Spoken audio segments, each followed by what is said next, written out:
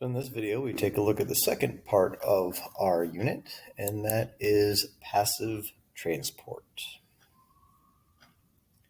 Passive transport is when molecules or dissolved substances move across a membrane and do not require any energy from the cell to make that happen. There are three types of passive transport. They are simple diffusion, facilitated diffusion, and osmosis. Those are the three types of passive transport. In this video, we're going to take a look at those three different things, understand how they work, what makes them different, etc.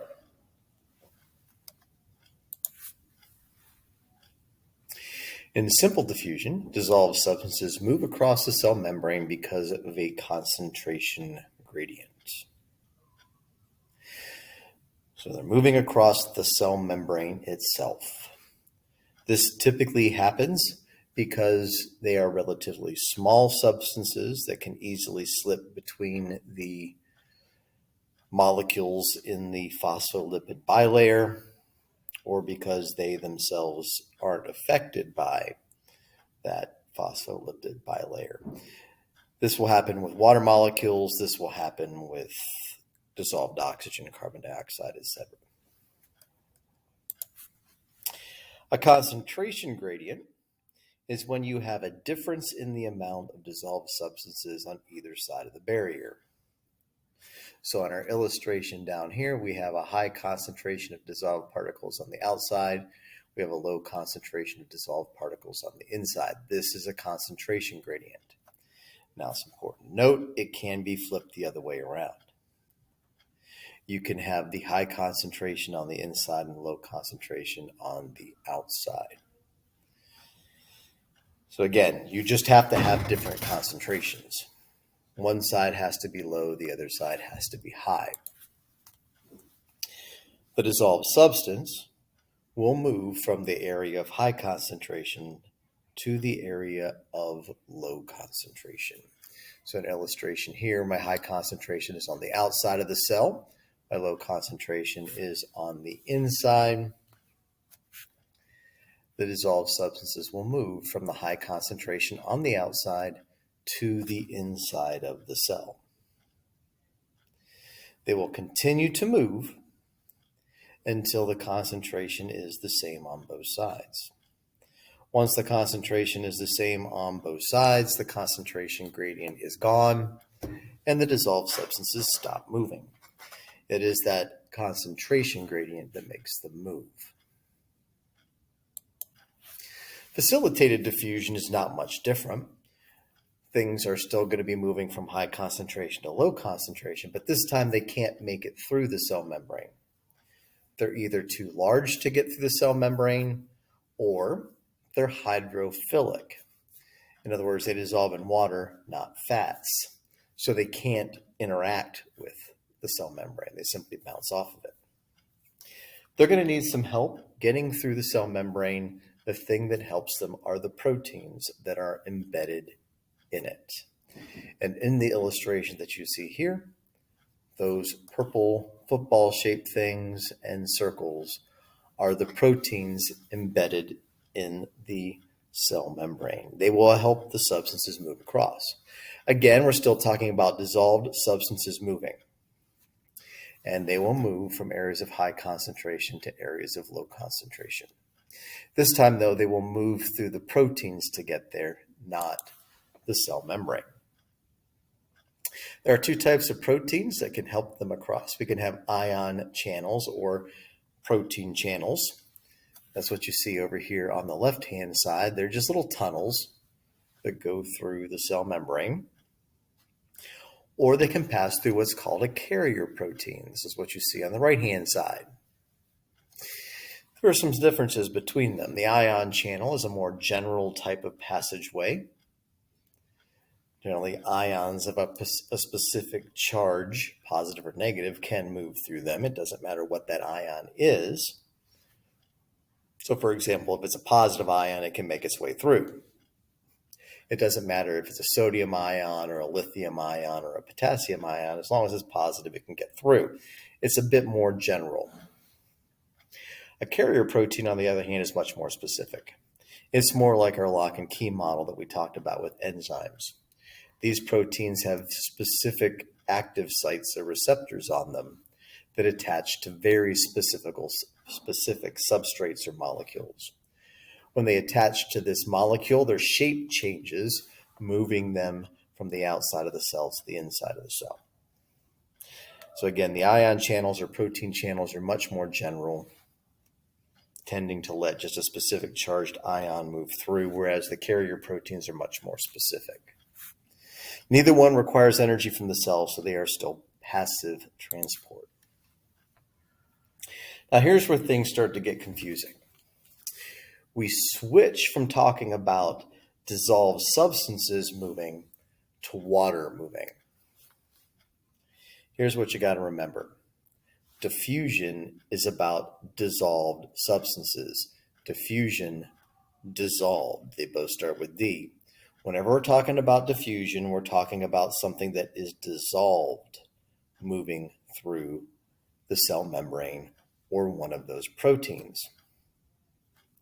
When we talk about osmosis, we're talking about water moving through the cell membrane or through the protein channels.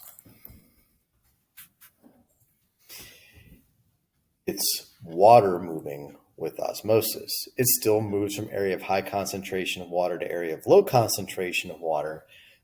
But again, here's where it gets confusing. When we talk about high concentration of water, that means a low concentration of solute. So in my illustration here, the left-hand side of this container has the high concentration of water. There's more water there than there are dissolved particles.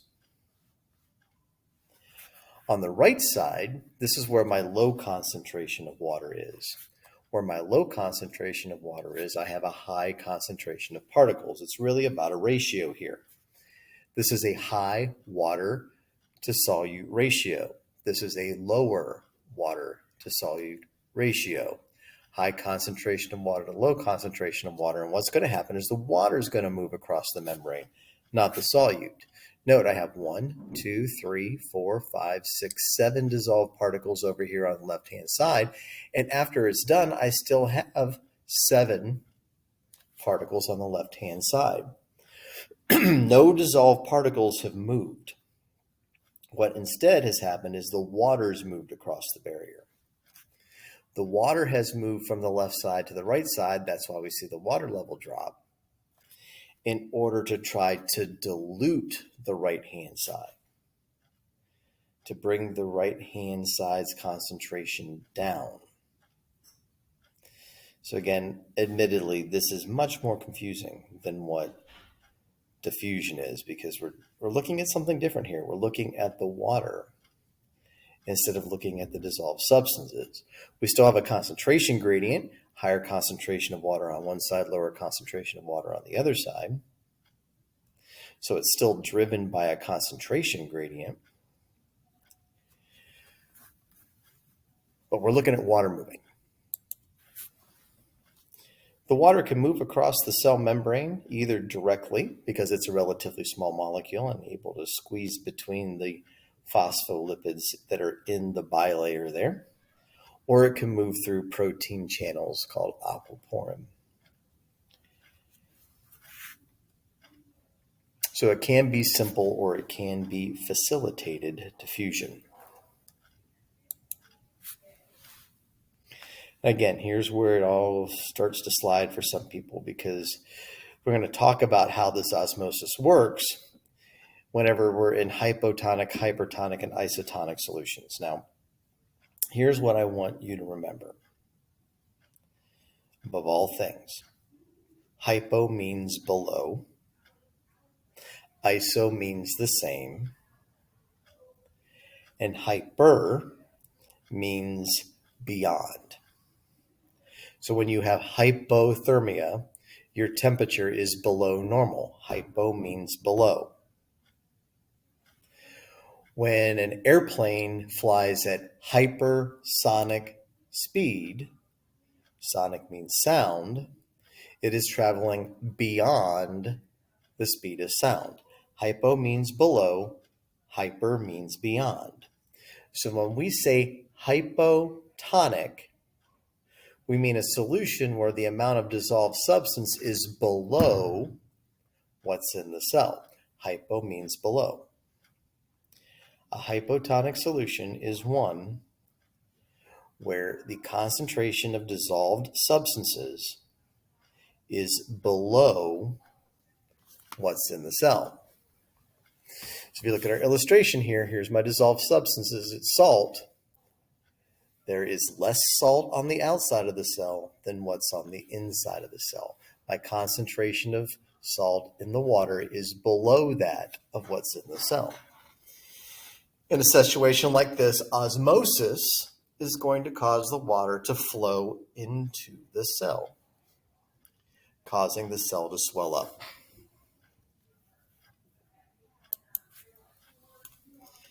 An isotonic solution, again, iso means same, is the one in which the amount of dissolved substance in the solution is the same as what's inside the cell. I've got 5 salts on the outside, I've got 5 salts on the inside. Iso means same. The amount of salt that is inside the cell is the same as the amount of salt that is outside the cell. In this case, water will flow in and out of the cell, but it will do it in equal amounts. You have the same amount coming in as goes out, meaning the cell will maintain its size. Hyper means beyond.